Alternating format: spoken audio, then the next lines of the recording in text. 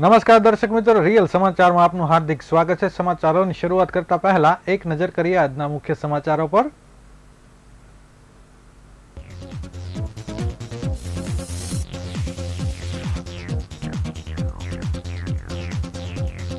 સુરત શિક્ષણ સમિતિના અધ્યક્ષ તરીકે રાજેન્દ્ર કાપડિયા અને રંजना ગોસ્વામીની ઉપાધ્યક્ષમાં નિમણૂક। બોર્ડની પરીક્ષાને પગલે લાઇબ્રેરીમાં વાંચન કરવા માટે વિદ્યાર્થીઓનો ઘસારો।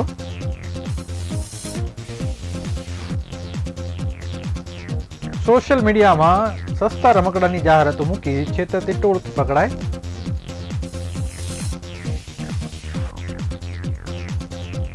પ્રધાનમંત્રીના બંદોબસ્તમાંથી સુરત પરત ફરતા સમયે અજાણ્યા વાહને ટક્કર મારતા પોલીસ કોન્સ્ટેબલનું મોત।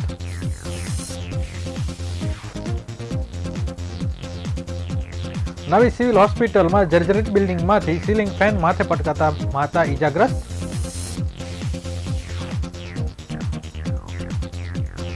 યુજીસીના આદેશને પગલે યુનિવર્સિટીએ વિદ્યાર્થીઓની ફરિયાદ નિવારણ માટે લોકપાલ નિમણૂક કરવી પડી।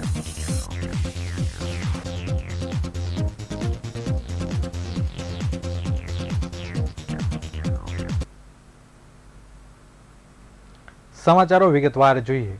સુરત નગર પ્રાથમિક શિક્ષણ સમિતિના નવા અધ્યક્ષ તરીકે ભાજપના સિનિયર કાર્યકર એવા રાજેન્દ્ર કાપડિયાની નિમણૂક કરવામાં આવી છે, જ્યારે ઉપાધ્યક્ષ તરીકે રંजना ગોસ્વામીની જાહેરાત કરતા છેલ્લા કેટલાય દિવસથી ચાલતી તમામ અટકળોનો અંત આવ્યો છે। સુરત શહેરમાં કથિત પત્રિકા કાંડ બાદ શિક્ષણ સમિતિના અધ્યક્ષનું રાજીનામું લઈ લેવામાં આવ્યું હતું। શિક્ષણ સમિતિના અધ્યક્ષના રાજીનામા બાદ અધ્યક્ષ અને ઉપાધ્યક્ષ કોણ હશે તેની અનેક અટકળો ચાલતી હતી। આજે શહેર ભાજપ દ્વારા આપવામાં આવેલ મેન્ડેટના આધારે મૂળ સુરતી અને અઠવા ઝોનના રાજેન્દ્ર કાપડિયાને શિક્ષણ સમિતિના નવા અધ્યક્ષ તરીકે જાહેર કરવામાં આવ્યા હતા। ત્યારબાદ મળેલી શિક્ષણ સમિતિની બેઠકમાં ઇન્ચાર્જ શાસન અધિકારી મેહુલ પટેલે પૂર્વ અધ્યક્ષ ધનેશ શાહના રાજીનામાને સ્વીકારવાની દરખાસ્ત રજૂ કરી હતી। ત્યારબાદ કાર્યકારી અધ્યક્ષ સ્વાતિ સોસાએ બોર્ડની કાર્યવાહી શરૂ કરી હતી। અધ્યક્ષ તરીકેની દરખાસ્ત યશોધર દેસાઈએ રાજેન્દ્રભાઈ કાપડિયાના નામની દરખાસ્ત રજૂ કરી હતી।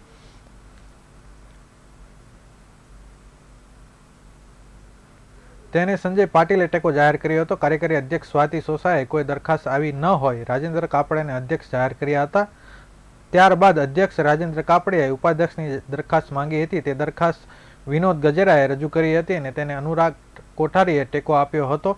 ઉપાધ્યક્ષ તરીકે રચના ગોસ્વામીના નામની જાહેરાત થતાં તેમની વરણી કરવામાં આવી હતી। સામાન્ય સભામાં રાજેન્દ્ર કાપડિયા અને રંजना ગોસ્વામીને અધ્યક્ષ અને ઉપાધ્યક્ષ તરીકેની જાહેરાત થતાં અત્યાર સુધી ચાલતી તમામ અટકળોનો અંત આવ્યો છે।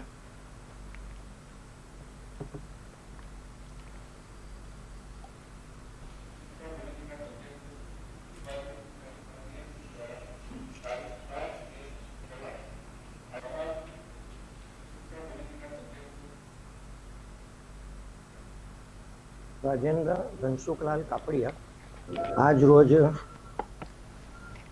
અધ્યક્ષ તરીકે મારી નિમણૂક થઈ છે, એ બદલ હું અમારા શીર્ષક નેતૃત્વ પ્રદેશ અધ્યક્ષ શ્રી CR પાટીલ, શહેર અધ્યક્ષ નિરંજનભાઈ જાજમેરા, મહામંત્રી શ્રી કાલુભાઈ, આપણે કિશોરભાઈ અને મુકેશભાઈ તથા સૌ મને પ્રમોટ કરવાવાળાનો આભાર માનું છું અને આગામી ભવિષ્યમાં નવા મારા તમથી દરેક સભ્યોને સાથે રાખીને નગર પ્રાથમિક શિક્ષણ સમિતિના બાળકો માટે કંઈક સારું કરવાની અમે બધા પ્રયત્ન કરીશું અને કદાચના કોઈ ખોટ રહી ગઈ હોય તો એને સુધારવાના પ્રયત્ન કરીશું। નગર પ્રાથમિક શિક્ષણ સમિતિના બધા સભ્યો ને લગભગ 5-6 સભ્યો મારાથી સિનિયર છે, મારાથી સારું જાણે છે, માજી કોર્પોરેટર રહી ચૂક્યા છે। એ લોકોના સાથ સહકારથી નગર પ્રાથમિક શિક્ષણ સમિતિને આગળ ધપાવવાના પ્રયત્ન કરીશું।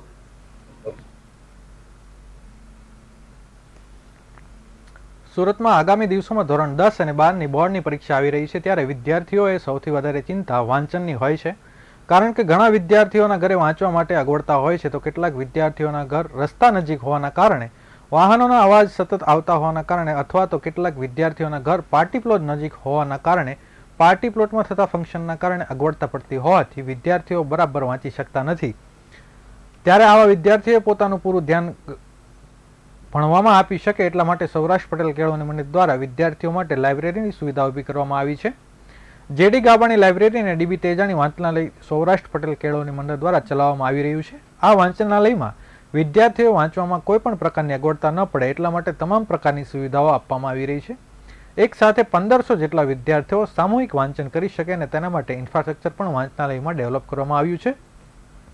વિદ્યાર્થીઓને ધોરણ 10 અને 12 પછી ઉચ્ચ અભ્યાસ માટે કોઈ બુકની જરૂર હોય તો વિદ્યાર્થીઓ લાઇબ્રેરીમાંથી આ બુક મેળવી શકે છે અને વાંચનાલયમાં તેનું વાંચન કરી શકે છે. ઉપરાંત વાંચનાલયમાં વિદ્યાર્થીઓને કોમ્પ્યુટરની સેવા પણ તદ્દન ફ્રી આપવામાં આવી રહી છે.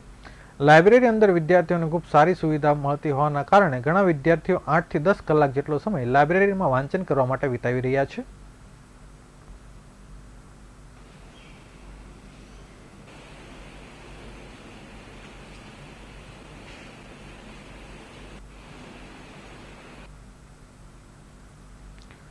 સુરતના વરાછા વિસ્તારમાં યુવકોએ સોશિયલ મીડિયામાં પ્લેટફોર્મમાં ફેસબુકમાં ડમી વેબસાઇટ બનાવી હતી, જેના લોભામણી જાહેરાતો આપી દેશભરમાં લોકો સાથે નાણાકીય છેતરપિંડી કરતી ટોળકીને ઝડપી પાડવામાં આવ્યા છે. આ આરોપીઓ રમકડા સસ્તા આપવાની સ્કીમો રૂપિયા ઉઘરાવતા આવતા હતા, જેથી પોલીસે 3 આરોપીની ઝડપી લઈ આગળની કાર્યવાહી હાથ ધરી છે.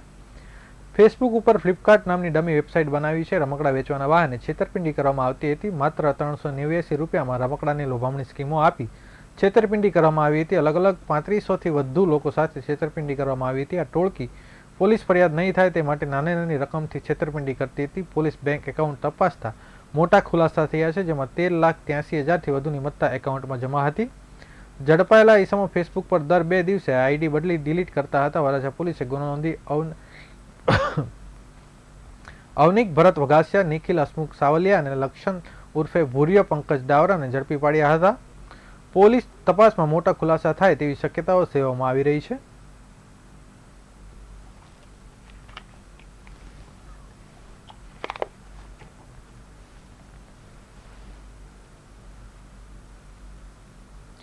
સુરત પોલીસ હેડક્વાર્ટરમાં ફરજ બજાવતા જવાનનું અકસ્માત મોત નીપજ્યું હતું. પીએમ નરેન્દ્ર મોદીના બંદોબસ્તમાંથી પરત ફરી રહેલ પોલીસ કોન્સ્ટેબલનું મોત થયું હતું. તાપી જિલ્લાના કાકરાપારમાં પ્રધાનમંત્રી નરેન્દ્ર મોદીનો કાર્યક્રમ હતો, જ્યાંથી તે બાઇક ઉપર પરત ફરી રહ્યો હતો ત્યારે અજાણ્યા વાહનની અડફેટે મોત નીપજ્યું હતું. પોલીસ કોન્સ્ટેબલ સેતુલ ચૌધરી કાકરાપારમાં બંદોબસ્તમાં ગયા હતા. બંદોબસ્ત પૂર્ણ થયા બાદ સેતુલ બાઇક પર સુરત આવી રહ્યા હતા. આ દરમિયાન અજાણ્યા વાહન ચાલકે અડફેટે લેતા ગંભીર ઇજાઓ પહોંચી હતી, જેથી પોલીસ કર્મચારી સેતુલને સારવાર અર્થે સિવિલ હોસ્પિટલ ખાતે લાવવામાં આવ્યા હતા. સિવિલ હોસ્પિટલમાં તાત્કાલિક લવાયેલા સેતુલની ટૂંકી સારવાર બાદ મોત નીપજતા પરિવાર સહિત સૌથી પોલીસ કર્મચારીએ શોકમાં ગરકાવ થઈ ગયા હતા. પોલીસ કર્મચારી સેતુલ ચૌધરી સુરત શહેર પોલીસ હેડક્વાર્ટરમાં ફરજ બજાવતા હતા.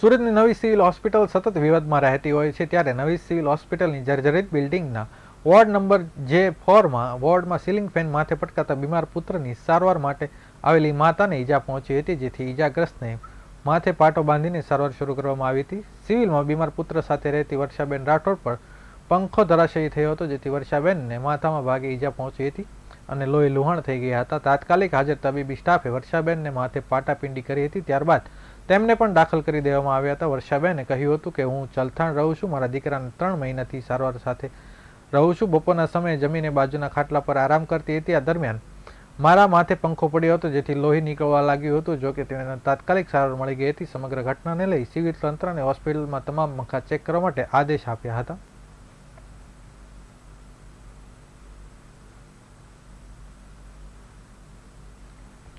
યુજીસી દ્વારા રાજ્યની યુનિવર્સિટીઓ અને વિદ્યાર્થીઓની ફરિયાદ નિવારણ માટે લોકપાલ નિમણૂક કરવા આદેશ કર્યો હતો. જો કે તેમ છતાં હજુ સુધી સુરતની યુનિવર્સિટીમાં તેની નિમણૂક કરવામાં આવી નથી. યુજીસી દ્વારા ગત 5મી ફેબ્રુઆરીના રોજ એક વર્ચ્યુઅલ બેઠક યોજવામાં આવી હતી, જેમાં દેશભરની તમામ યુનિવર્સિટીઓ જોડાઈ હતી. આ બેઠકમાં વિદ્યાર્થીઓને લક્ષ્યમાં લઈને અનેક મુદ્દાઓ પર ચર્ચા કરવામાં આવી હતી, જેમાં વિદ્યાર્થીઓને ફરિયાદ નિવારણ માટે લોકપાલની નિમણૂક કરવામાં આવે તેવો આદેશ કરવામાં આવ્યો હતો. તેને લઈને યુનિવર્સિટી દ્વારા વિદ્યાર્થીઓને જાગૃતિ લાવવાની જરૂર જણાઈ હતી.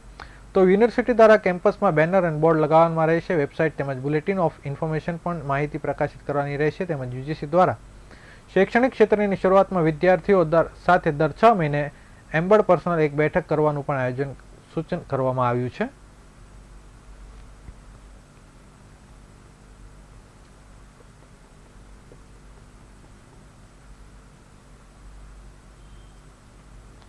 પોલીસની સઘન કાર્યવાહી બાદ પણ શહેરમાં અલગ અલગ વિસ્તારોમાં દારૂની હેરફેર થતી હોવાની ઘટનાઓ સામે આવી રહી છે. દરમિયાન વધુ એક મામલો સામે આવ્યો છે. પીસીબી પોલીસે ડિંડોલી વિસ્તારમાંથી 4 વ્હીલ વાહનમાં દારૂની હેરફેર કરનાર 3 આરોપીને ઝડપી પાડ્યા હતા. તેમની પાસેથી 4 વ્હીલ તેમજ દારૂનો જથ્થો મળી મુદ્દામાલ કબજે કરવામાં આવ્યો હતો. પીસીબી પોલીસની એક ટીમ પેટ્રોલિંગમાં હતી ત્યારે એવી બાતમી મળી હતી કે એક સફેદ કલરની ટાયોટો કંપનીની કોરેલા અલ્ટિસ 4 વ્હીલ ગાડી નંબર GJ05JH0919માં ઇંગ્લિશ દારૂનો જથ્થો ભરેલો છે અને તે ગાડી થોડી વારમાં Dindoli Madhuram circle canal road તરફથી આવનાર છે. આ બાતમીના આધારે પોલીસે વોચ ગોઠવી હતી અને ત્યારબાદ Dindoli Madhuram circle canal road ઉપરથી આરોપી અનુરાગ કૃષ્ણ તિવારી, જયપ્રકાશ ઉર્ફે જેપી રામદાસ પાઠક અને અજય સંતોષ નામદેવ ઝડપી પાડ્યા હતા. તેમની પાસેથી કારમાંથી અલગ અલગ બ્રાન્ડનો દારૂ જથ્થો તેમજ 4 વ્હીલ અને મોબાઈલ મળી કુલ રૂપિયા 4,85,000નો મુદ્દામાલ કબજે કરવામાં આવ્યો હતો. પોલીસ દ્વારા પ્રાથમિક પૂછપરછ કરવામાં આવતા જાણવા મળ્યું હતું કે પકડાયેલ આરોપી 4 વ્હીલ દારૂની હેરફેર કરી રહ્યા હતા. દારૂનો જથ્થો સુમન નામની વ્યક્તિએ આપ્યો હતો, જેથી તેને વોન્ટેડ જાહેર કરી પકડાયેલ આરોપી વિરુદ્ધ ગુનો નોંધી આગળની કાર્યવાહી હાથ ધરી છે.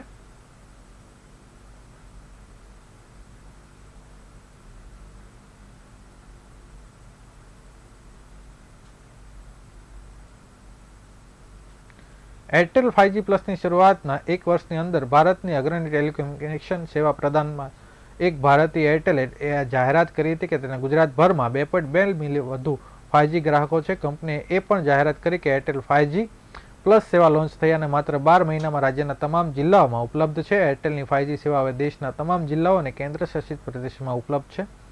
એરટેલ ગુજરાતના તમામ જિલ્લાઓને તેવીની સેવાઓને ઉપલબ્ધ કરાવતું એક નેટવર્ક શરૂ કર્યું છે. કચ્છની રણથી સફેદ રેતી, દ્વારકાના દરિયાકાંઠાથી સુંદરતા ભવ્ય statue of unity, Sabarmati Gandhi આશ્રમથી લઈ આઇકોનિક અટલ બ્રિજ સુધી એરટેલ તેના 5G રોલ આઉટ ઝડપી વેગ આપવાનું ચાલુ રાખે છે.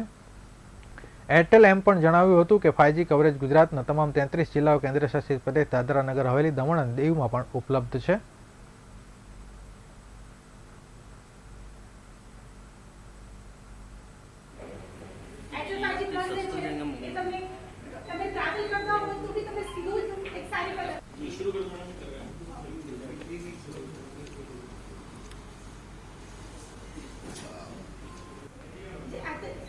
મારું નામ માયા શર્મા છે. અમે અહીંયા એરટેલ 5G પ્લસનું 1 યર ફર્સ્ટ યર એનિવર્સરી સેલિબ્રેશનમાં કરી રહ્યા છે, જેમાં તમે અહીંયા બતાવીશું અમે તમને કે એરટેલ 5G પ્લસથી લાઈફ કેટલી સ્મૂથ અને ઇઝી થઈ ગઈ છે. જેમ કે તમે જોઈ શકશો કે અત્યારે દરેક યુથ છે કે કોઈ પણ છે, બધાને ઇન્ટરનેટની સ્પીડ રિક્વાયરમેન્ટ હોય છે દરેક વસ્તુમાં, વેધર એ પછી ઓનલાઈન શોપિંગ હોય, બેન્કિંગનું ટ્રાન્ઝેક્શન હોય કે સ્ટડી પર્પઝ હોય, તો બધામાં તમે જોઈ શકો છો કે બધાને ઇન્ટરનેટની સ્પીડ જોઈતી હોય. એરટેલ 5G પ્લસથી તમને જે પહેલાં સ્પીડ મળતી હતી એનાથી 20 to 30 ટાઈમ ફાસ્ટર સ્પીડ મળી રહી છે એરટેલ 5G પ્લસ પર. સો તમારી લાઈફ એટલા માટે ઇઝી થઈ ગઈ કે પહેલાં જે વર્ક કરવામાં ટાઈમ જતો હતો, લેન્ધી ટાઈમ થતો હતો, એ હવે ઘણું ફ્યુ સેકન્ડ્સમાં જ કામ થઈ જાય છે. જેમ કે અમે તમને અહીંયા હમણાં સ્પીડ પણ બતાવી, તમે સ્પીડ પણ જોઈ, અમે મૂવીઝ વગેરે તમને બતાવ્યા ડાઉનલોડ કરીને. જે પહેલાં ટાઈમ લેતું હતું જસ્ટ ફ્યુ સેકન્ડની અંદર તમારું મૂવી આખું ને આખું ડાઉનલોડ થઈ જાય છે. પ્લસ આ માટે જસ્ટ તમારે ખાલી 5G હેન્ડસેટ અપગ્રેડ કરવાનું છે. એ 5G હેન્ડસેટ અપગ્રેડ કરીને તમે 5G Airtel 5G પ્લસની services use કરી શકશો, સ્પીડ યુઝ કરી શકશો. તમારે એમાં માટે સિમ ચેન્જ કરવાની કોઈ જરૂર નથી. તમે સેમ સિમ પર એરટેલ 5G સર્વિસીસ યુઝ કરી શકશો. 5G અનલિમિટેડનો બેનિફિટ લઈ શકશો. 5G અનલિમિટેડ જસ્ટ તમારે એરટેલની એપ્લિકેશન ડાઉનલોડ કરવાની છે અને ડાઉનલોડ કરીને એમાંથી તમારે જસ્ટ ક્લેમ કરવાનું છે એરટેલ 5G પ્લસ.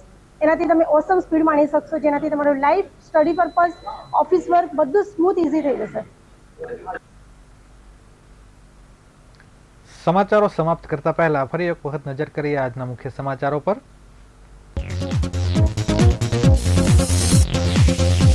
સુરત શિક્ષણ સમિતિના અધ્યક્ષ તરીકે રાજેન્દ્ર કાપડિયા અને રંજના ગોસ્વામી ઉપાધ્યક્ષ તરીકે નિમણૂક.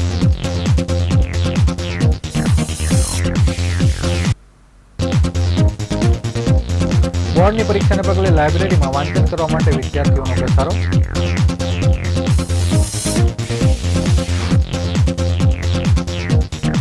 સોશિયલ મીડિયા પર સસ્તા રમકડાની જાહેરાતો મૂકી છેતરપિંડી તોડતી ઝડપાઈ.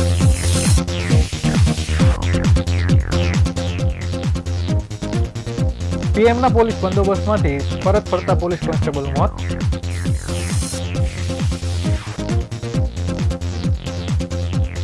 નવી સિવિલ હોસ્પિટલમાં સીલિંગ ફેન માથે પટકાતા માતા ઇજાગ્રસ્ત.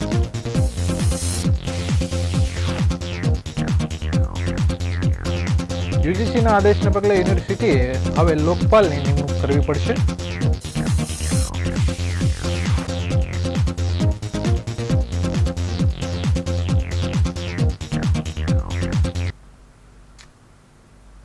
આ હતા અત્યાર સુધીના રિયલ સમાચાર. નવા સમાચારો સાથે ફરીથી મળીશું. ત્યાં સુધી રજા આપશો. નમસ્કાર.